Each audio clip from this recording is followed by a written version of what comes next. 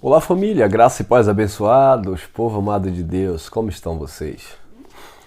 Eu vou deixar aqui uma pequena reflexão sobre o tema O pecado que foi cancelado.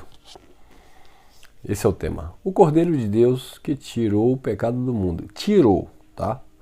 Quando João Batista usa essa expressão, lá em João capítulo 1, versículo 29, João Batista está ali batizando, quando ele vê Jesus vir ter com ele, ele diz, eis o Cordeiro de Deus que tira o pecado do mundo. O profeta Zacarias disse que o pecado do mundo foi tirado em um único dia. Olha que coisa interessante. O profeta Zacarias, ele já profetizava isso, que em um único dia o pecado tinha sido arrancado do mundo, tinha sido anulado, cancelado. Mas como isso se deu dentro da narrativa bíblica? Como entender isso? Como entender isso? Como entender a fala de Paulo em Romanos 6, 14, quando Paulo diz, o pecado não terá domínio sobre vós, porque vocês não estão debaixo da lei, mas debaixo da graça. Então, o domínio do pecado estava sob a lei. Por quê? Porque o pecado era a transgressão da lei. A mulher pega em ato de adultério, né, foi levada a Jesus. Segundo a lei, disseram para Jesus, olha Jesus, ela foi pega em ato de adultério. Segundo a lei, ela tem que ser apedrejada, porque ela transgrediu a lei. Na verdade, tinha que levar o casal, só levaram ela para testar Jesus. Jesus disse, aquele que não tiver pecado entre vós, que atire a primeira pedra. Como eles estavam todos debaixo da lei, então todos estavam em pecado, porque não tinha como cumprir a lei, ninguém cumpria a lei. Por isso que Jesus veio cumprir a lei, rasgar o escrito de dívida e perdoar o povo e estabelecer a graça. Então o Cordeiro de Deus que tira o pecado do mundo, como disse João, ele já tirou. Olha o que estava profetizado lá no livro de Isaías. Livro do profeta é Isaías, meu Deus? Deixa eu ver. Livro do profeta Isaías. No capítulo 43, no versículo 25, diz assim: Eu mesmo sou o que apago as tuas transgressões, por amor de mim, e dos teus pecados não me lembrarei mais. Olha, a profecia lá de Isaías. Eu mesmo sou aquele que apago as tuas transgressões e por amor de mim mesmo apago os teus pecados e dele eu não lembro mais. Então já havia uma profecia que por meio de Cristo, ele iria, o Cristo iria apagar as transgressões e o pecado, porque o pecado estava debaixo da lei. E Romanos 10,4 diz que Cristo é o fim da lei, para a justiça de todo aquele que nele crê. Colossenses 2,14 diz que na cruz ele rasgou o escrito de dívida que havia contra o seu povo. Paulo fala aos Coríntios, e fostes comprado por bom preço. Então Cristo comprou, resgatou o seu povo que vivia debaixo da lei com o seu próprio sangue. Então o profeta Isaías declarou isso aqui. Eu mesmo sou aquele que apago as tuas transgressões por amor de mim mesmo, e dos teus pecados não me lembro mais. Olha o que diz também Isaías. Eu li 43, Isaías 25. Agora eu vou ler 44, 22. Diz assim: Apaguei as tuas transgressões como a névoa, e os teus pecados como nuvem. Torna-te para mim, porque eu te remi. Olha que coisa, irmão. Eu apaguei as tuas transgressões como a névoa e apaguei os teus pecados como nuvem. Torna-te, volta para mim, porque eu te remi. Olha, observe que o profeta Isaías, ele estava justamente declarando tudo aquilo que seria feito por meio de Cristo. Isaías 53, no versículo 4, diz assim: verdadeiramente ele tomou sobre si as nossas enfermidades e as nossas dores levou sobre si, e nós o reputávamos por aflito e ferido de Deus e oprimido. mas ele foi ferido por causa das nossas transgressões e moído por causa das nossas iniquidades. O castigo que nos traz a paz estava sobre ele. Pelas suas pisaduras nós fomos sarados, ou seja, foram perdoados os pecados pelas pisaduras que ocorreu por meio ou em Cristo. Então, Jesus ele foi o substituto do seu povo que estava enfermo, doente, em pecado. Aqui é o povo que era o judeu, tá? Que viviam a lei. Jesus substituiu o seu povo no madeiro, porque está escrito, maldito todo aquele que for pendurado no madeiro. Então, o Cordeiro de Deus que tira o pecado do mundo, esse texto agora tem que ser lido de forma diferente. Não é o Cordeiro de Deus que tira o pecado do mundo, é o Cordeiro de Deus que já tirou o pecado do mundo. Paulo falou na primeira carta aos Coríntios, no capítulo 5, ele disse: porque Cristo, nosso Cordeiro Pascual, já foi por nós sacrificado. Ou seja, já houve o sacrifício do Cordeiro. Se já houve o sacrifício do Cordeiro, também já houve a purificação dos pecados, porque na lei o Cordeiro purificava o pecador. Simbolicamente o Cordeiro literal. Mas o Cordeiro Cristo, né, o Cordeiro de Deus que iria tirar o pecado do mundo, ele tirou definitivamente o pecado, porque o pecado era justamente a transgressão da lei. Mas infelizmente as pessoas não compreendem isso, lamentavelmente. Em Jeremias também já tinha uma outra profecia que basicamente corrobora com essa que nós estamos falando. Jeremias 31. Deixa eu ver se é 31 mesmo. Jeremias capítulo 31, versículo 31 em diante. Diz assim: eis que dias vêm, diz o Senhor, em que farei uma nova aliança com a casa de Israel e com a casa de Judá. Não conforme a aliança que eu fiz com seus pais no dia em que tomei pela mão para os tirar da terra do Egito, porque eles invalidaram a minha aliança, apesar de eu os haver desposado, diz o Senhor.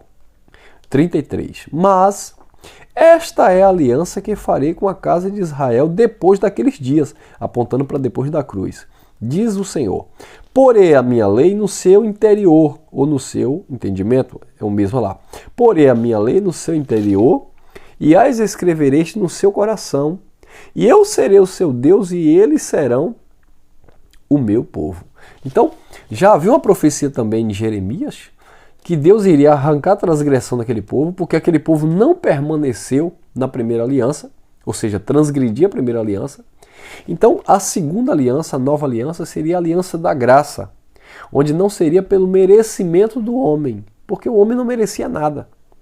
E o homem não tinha condição de cumprir. Por isso, Cristo veio cumprir a lei. Mateus 5,17.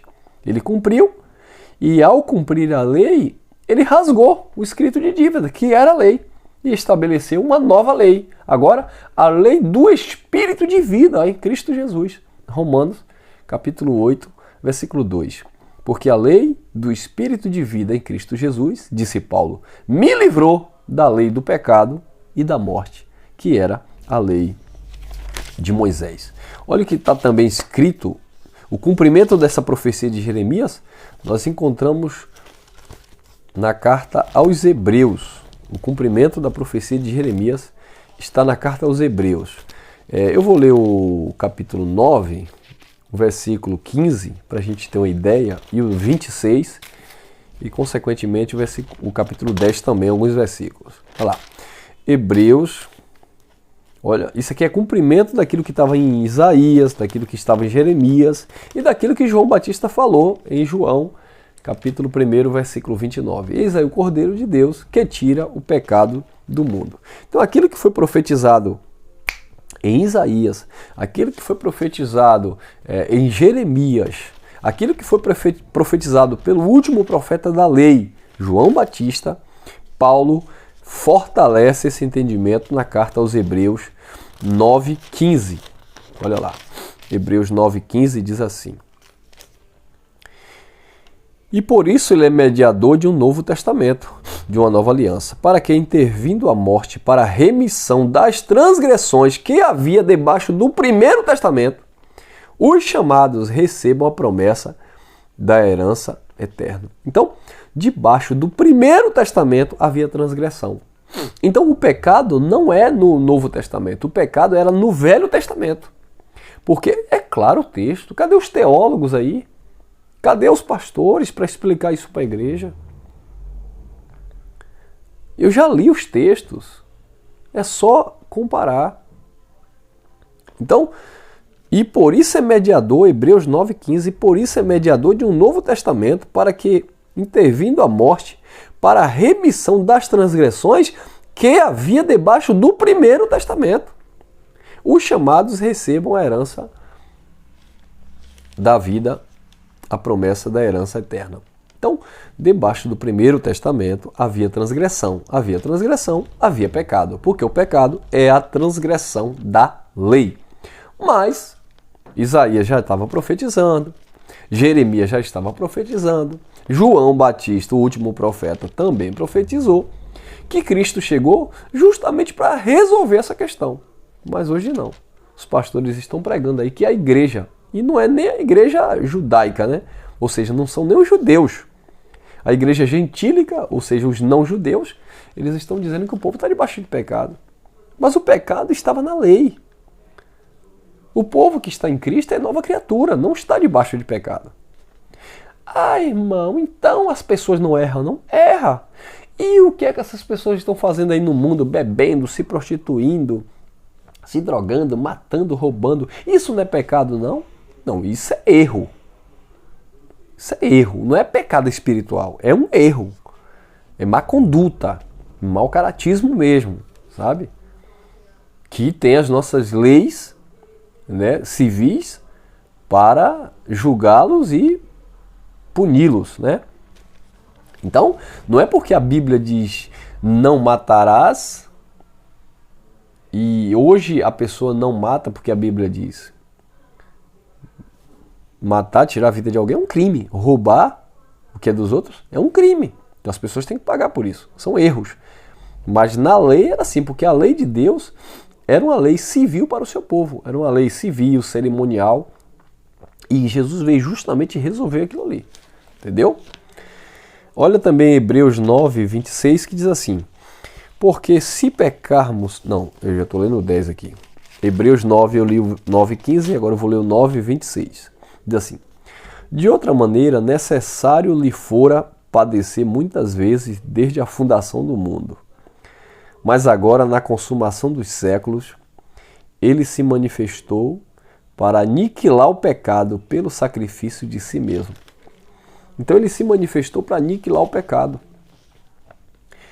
Paulo disse, mas agora na consumação dos séculos, lá naquele século, Jesus se manifestou para aniquilar o pecado, para arrancar o pecado, para tirar o pecado, como disse o profeta João. Eis aí o Cordeiro de Deus que tira o pecado do mundo. Nós temos uma mensagem antiga aqui no nosso canal que o tema é Jesus, acho que, se eu não me engano, é Jesus e João Batista mentiram? Acho que é mais ou menos essa pergunta aí, é um estudo que nós temos aí. Porque o que eles disseram parece que não tem validade para a tradição religiosa. E de fato não tem. Hebreus capítulo 10, olha o que diz no versículo 10. Na qual vontade temos sido santificados pela oferta, pela oblação do corpo de Jesus Cristo, feita uma única vez. Versículo 14. Porque com uma só oferta ele aperfeiçoou para sempre os que são santificados. Agora olha o versículo 16 e 17 e 18, que é justamente confirmando a profecia de Jeremias 31 ao 33, que diz assim: esta é a aliança que farei com eles depois daqueles dias, diz o Senhor. Porei as minhas leis no seu entendimento e as escrevereis. Porei as minhas leis nos seus corações e as escrevereis no seu entendimento. Acrescenta: e jamais me lembrarei dos seus pecados e de suas iniquidades. Ora, onde há remissão destes pecados, não há mais oferta pelo pecado. Então não há mais sacrifício pelo pecado, porque o sacrifício já foi feito. Então a pessoa lê isso aqui e não entende que o sacrifício pelo pecado já foi feito. Então não tem hoje ninguém debaixo de pecado bíblico. Existem pessoas que estão vivendo errado na vida, mas debaixo de pecado bíblico não. Porque o pecado bíblico era a transgressão da lei. E Jesus cumpriu a lei e tirou o seu povo de debaixo do pecado. Então, abençoados, o Evangelho... então o Evangelho serve para quê hoje? Se o Evangelho não tira o pecado. Presta atenção, o Evangelho da graça de Deus, ele nos educa. Sabe? Ele nos ensina, o Evangelho nos ensina a viver uma vida no amor de Deus, porque a lei que impera hoje é a lei do amor. E quem ama não vai matar, não vai roubar, não vai trair, não vai mentir. Quem tem um temor de Deus não vai fazer essas coisas. Mas não é porque tem uma lei que vai me punir, é porque tem uma consciência que me conduz. O Espírito guia minha mente, guia a nossa consciência. Então, o próprio Cristo disse: um novo mandamento vos dou, que vos amei uns aos outros. Então, na lei era imposta, tinha que fazer, porque senão a pessoa era punida. No tempo da graça não, é obediência, sabe? Por questão de consciência. É você se sujeitar. Deus não quer sacrifício, Deus quer que obedeça a sua palavra. E obedecer a sua palavra hoje é obedecer o amor do Pai, é seguir o amor do Pai. E o amor, disse Paulo aos Colossenses 3,14, diz que o amor é o vínculo da perfeição. Então, que venhamos compreender isso, que hoje, debaixo da graça de Deus, não há transgressão, porque a transgressão era no tempo da lei. Hoje há uma conscientização de quem nós somos no Senhor, estamos aperfeiçoados nele, no amor dele, na sua graça. E Paulo falou a Tito, capítulo 2, versículo 11 e 12, Paulo diz: porque a graça do Senhor, a graça de Deus, se manifestou trazendo salvação a todo homem, ensinando. Olha que tipo de salvação. Não é salvação eterna, porque a graça de Deus se manifestou trazendo salvação a todo homem, ensinando a renunciar às paixões e às concupiscências. Então, a graça de Deus nos educa, nos conduz, nos ensina, nos direciona, nos orienta no que devemos fazer. Sabe? Não é uma punição de Deus. Nós vamos colher aquilo que plantarmos. Tudo que o homem planta, o homem colhe. Mas infelizmente a tradição religiosa usa do medo, sabe? Do engano, como falamos pela manhã. Sabe? São os mágicos, a magia da religião. Sabe? É o ministério de condenação e morte. É a imputação da culpa, do medo. Mas em Cristo não é isso. Em Cristo é a questão da consciência. E eu encerro em 2 Coríntios 5, que diz assim, ó, que é um resumo de tudo aquilo que nós estamos falando. 2 Coríntios, capítulo 5, diz assim, versículo 18 em diante. Olha lá, 2 Coríntios 5. Deixa teu like, compartilhe essa mensagem. Obrigado a vocês aí nos comentários. 5, 18 em diante, diz assim: e tudo isto provém de Deus, que nos reconciliou consigo mesmo, por Jesus Cristo, e nos deu o ministério da reconciliação. 19.